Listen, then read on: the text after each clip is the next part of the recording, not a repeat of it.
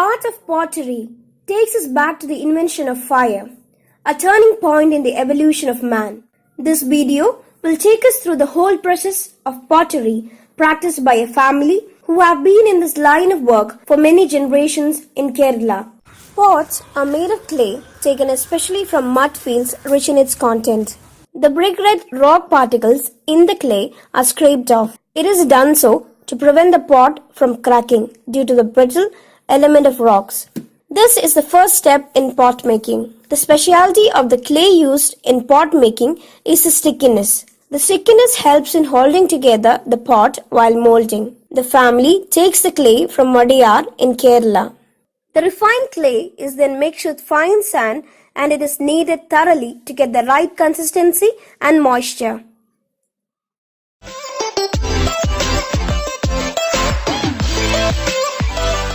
The potter's wheel is set in motion with a long rod before depositing the clay dough into the middle of the wheel.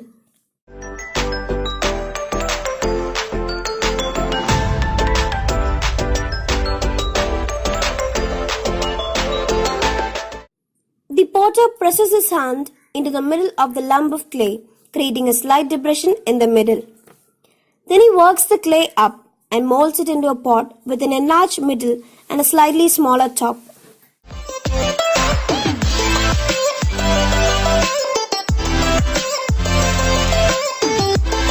Water is used to shape the pot into its desired shape.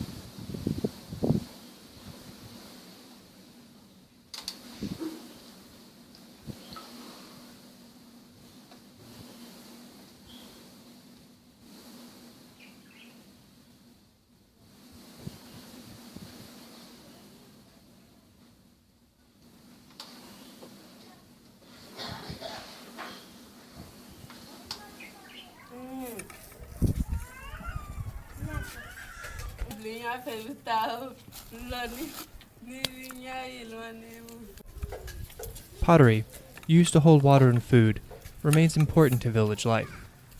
Yet this art form is often seen as one of the lowest crafts, overshadowed by blacksmiths, carpenters, basket weavers, and tailors.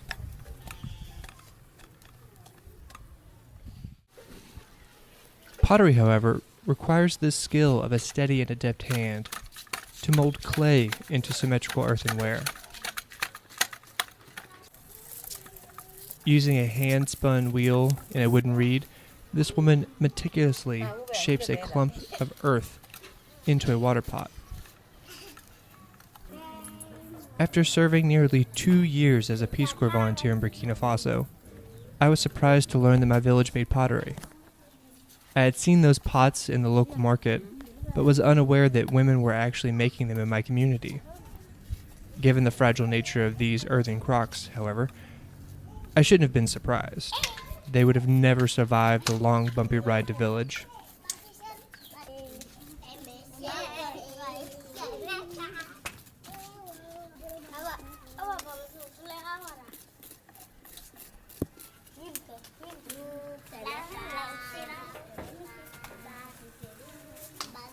I stumbled upon these women one Sunday while walking around my village, taking photos.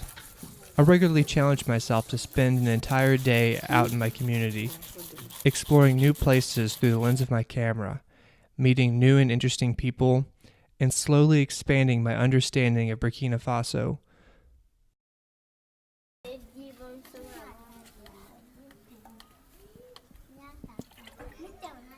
While I lived in the village of Banzon for 2 years, I never ceased to be amazed by the new things I learned each day.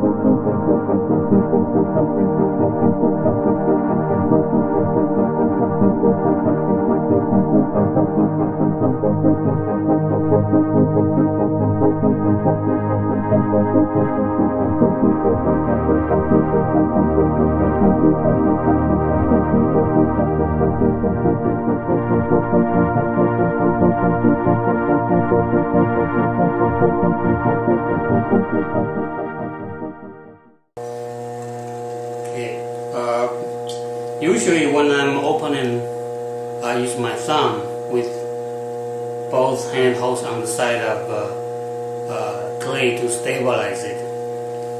You can use both thumb, poke it through the center, or you can use one of your thumb. I'm using the right thumb here. Okay. When you open it, make sure that your hand is holding on the side to stabilize it. Okay, and then remove the slip of your fingers, place it in the middle of the hole, and put a little bit of water in the hole, because when you are opening, you will have lots of friction there. So it's good to have a little bit more water in the middle of the hole. Right now. You are going to use your left fingers, because the way the wheel is spinning, you always want to use your left hand inside. So might as well use your left hand to open the hole. When you open it, make sure to stabilize your hand too. Okay, so usually I'm holding my right hand here on the side to stabilize it, and then these fingers try to dig in through the middle, from the middle of the hole, and with this thumb holding, my left thumb holding my right hand here also to stabilize it. So go ahead and straight down, up. At the same time, your both hand is kind of squeezing the clay wall, so that when you're opening the hole, your wall is still centering. Sometimes people have a good center, but after they open it, they lose the center, because you did not squeeze the clay enough. You did not squeeze the clay, so that the wall is kind of one side thicker, one side thinner. So that's not good. So make sure that your both hand is squeezing the clay wall. Okay, and once you reach to the bottom, I always have around 1/4 of an inch. And then this fingertip kind of will go toward your right hand. Okay. It's about 1/4 of an inch, and my left fingers inside is going, moving toward the center of my palm here.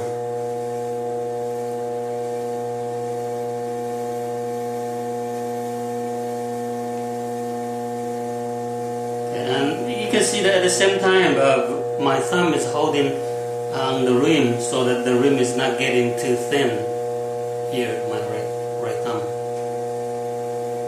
Okay. So this is the opening process. Make sure that you have good center, but when you open it, down, you both want to squeeze the clay. Okay.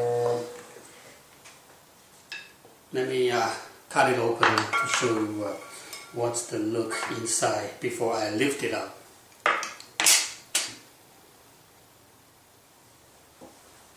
So the inside is kind of like this. You have a little indent here.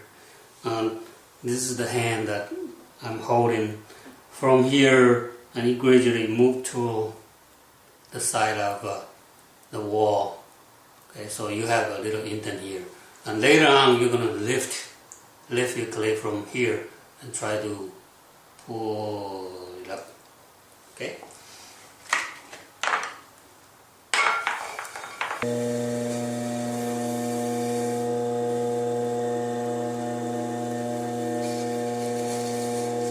Now I have center. Open it.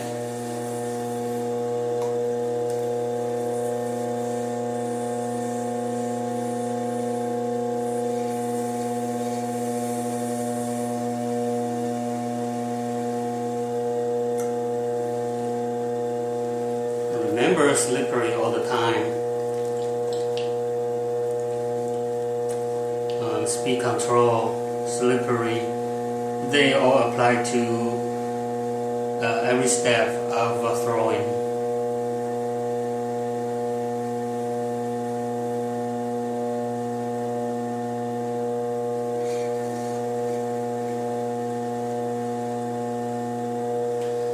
Okay, now it's the same step that I have opened my clay. Now I'm going to lift it up. Okay, lift it up. Usually, this my clay is still quite low. My thumb could reach to the bottom. So the very first lift, I usually use my left hand instead of using the right hand to lift. By now, you can slow down your wheel speed a little bit. Not like when you are centering, you want to go a little bit faster. But when you are lifting it, you can slow down a little bit. So basically, I'm going to grab use my left thumb, inside finger, and grab right by the indent and lift it up, pinch, and then lift it up. You don't want to pinch too much. If you pinch too much, your bottom will be getting too thin and it might break up from there. So just kind of define a right thickness and then just stay on the same thickness and you lift your hand up slowly but very steady. My right hand will be able to help to stabilize my left hand. So this is my first lift. Okay, pinch from the very bottom.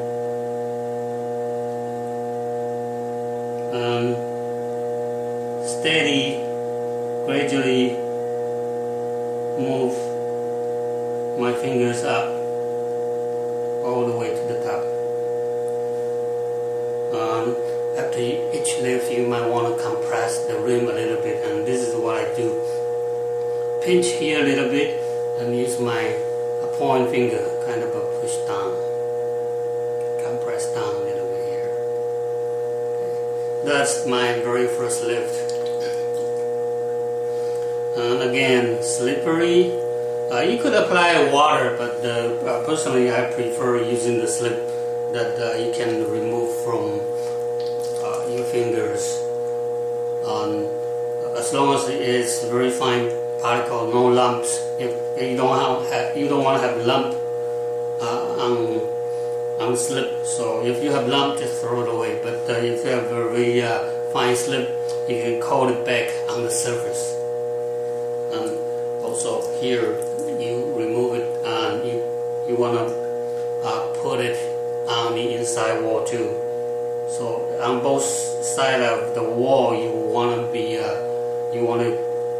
your cylinder be slippery all the time.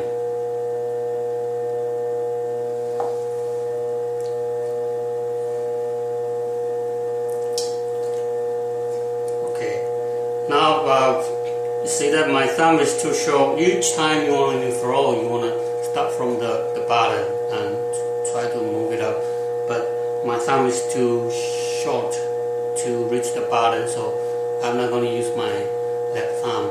But I still want to create the same motion that I grab the clay and lift it up. So this time I'm going to use my right thumb to replace my left thumb. Okay. But by doing this, it's a little bit loose, so I'm extending my fingers like this. It's holding like my finger is holding like this. And make sure that always your thumb is always attached to the hand here, the four fingers here. You don't want to get it too loose. If this is loose, it's not stabilized. Okay.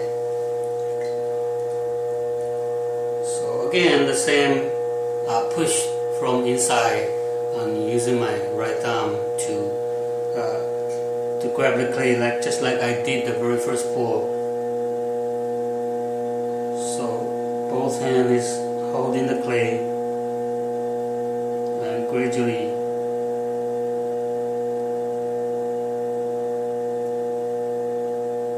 very steady move up the fingers.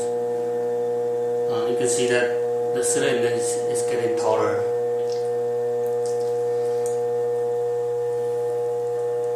And again, coat the slip over the cylinder outside and coat it inside before I do another lift. A lot of people have left a lot of clay by the corner. You don't want to leave too much clay here, so in this case I'm using my right fingers, these two fingers, okay, holding on the very bottom and try to squeeze the clay in so that my bottom is getting narrow. You want to color it in too if you want to throw it up higher.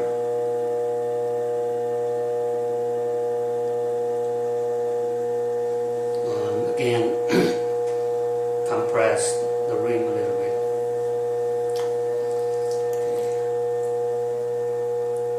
Coat that slip over.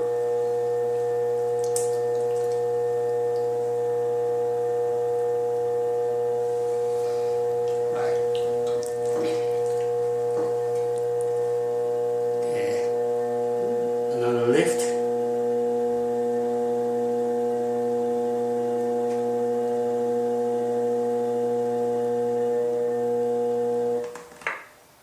Okay, I'm stopping right here, and I'm going to cut it open to show you how I position my fingers together.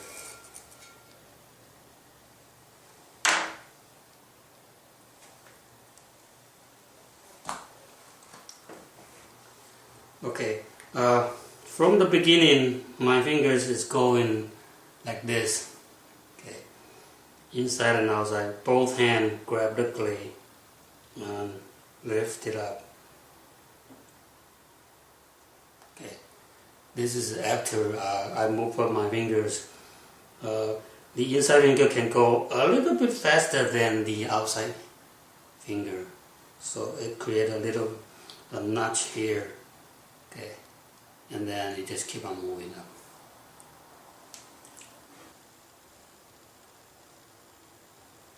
I'm using this plexiglass cylinder to show you how I position my fingers both inside and outside. Okay, the inside finger this is about 6 o'clock. 6 o'clock direction and 3 o'clock. I'm using my fingers inside at around 5 o'clock position and pull up like this. Push out and then pull it up. And my outside finger is using like this. I'm using my thumb. But the thumb you want to always attach to your four fingers together. It's like this, kind of upside down. Using the thumb, point to the inside middle fingers, and then both hands squeeze the cylinder and lift it up.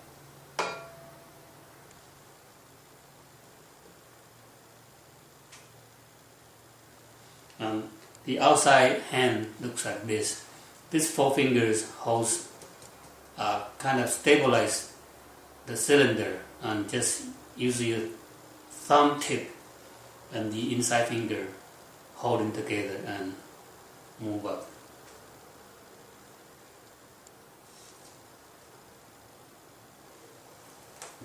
So this is how I hold my fingers together. If I bring it upside down, it's like this. My hand is like this.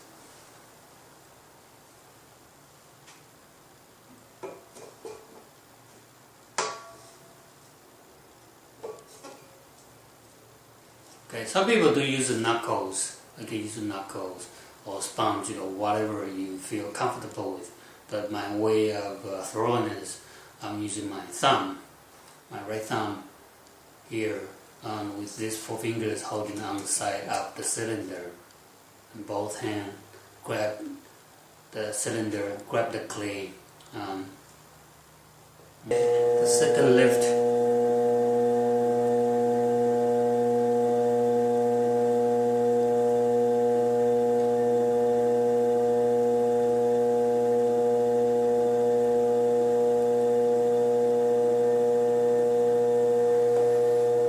the rim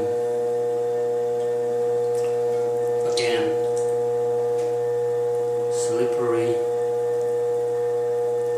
outside, again slippery inside,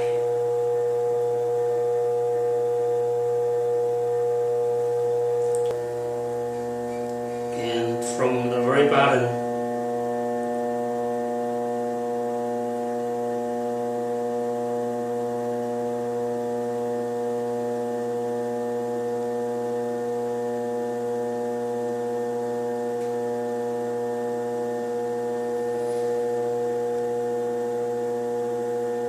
compress the rim a little bit, slip on the surface,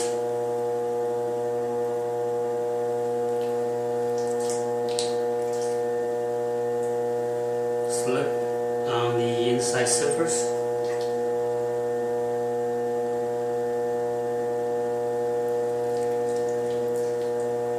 right, my 4th lift.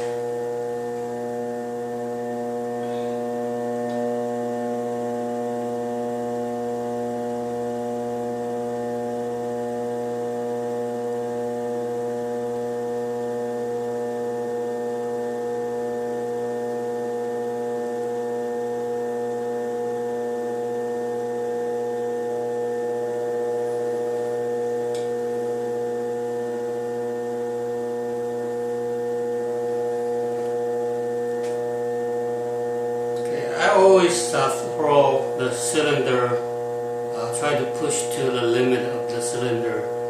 Once you find out your limit, your cylinder is start to wobble a little bit, like here, start to dance a little bit. That means the clay tell you that's the limit of my ability to stand up. So in this case, you don't want to keep on pull it up, because eventually it might collapse. So up to this stage, I usually start to shake, to compress the wall, and I usually using this wooden rib to do the first compress.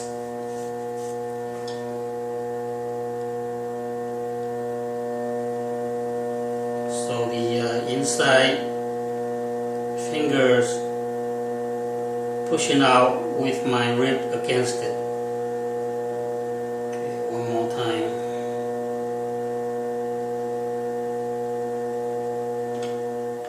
Okay, let me stop right here to show you what's the look both inside and outside.